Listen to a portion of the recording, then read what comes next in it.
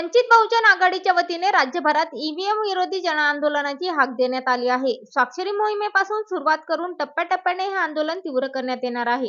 विधानसभा निवडणुकीच्या पार्श्वभूमीवर रविवारी पुणे येथे झालेल्या राज्य कार्यकारिणी बैठकीत हा निर्णय घेण्यात आला असून 3 डिसेंबर ते 16 डिसेंबर पर्यंत राज्यात ईव्हीएम विरोधी स्वाक्षरी मोहीम राबवण्यात येणार आहे. सर्व मतदारांनी या मोहिमेत सहभागी होऊन ईव्हीएमला हद्दपार करण्यासाठी हातभार लावावा असे आवाहन वंचित बहुजन आघाडीच्या वतीने करण्यात येत आहे. विधानसभेच्या निवडणुका झाल्यात. या विधानसभेच्या निवडणुकीमध्ये ईव्हीएम वापरण्यात आली.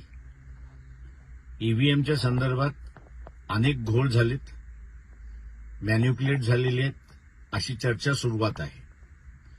वंचित बहुजन आघाडी यावेळेस खातं उघडणार होती, परंतु या ईव्हीएममुळे खातं खोललं नाही अशी परिस्थिती आहे.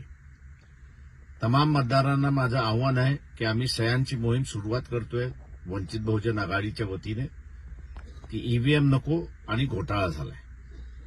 मी तमाम मतदारांना आवाहन करतो की आपण ह्या सह्यांच्या मोहीममध्ये सहभागी व्हावं, कारण का आपल्यालाही तसंच वाटतंय. आपण सहभागी व्हाल ही अपेक्षा वंचित बहुजन आघाडीच्या वतीने. नमस्कार. जय भीम.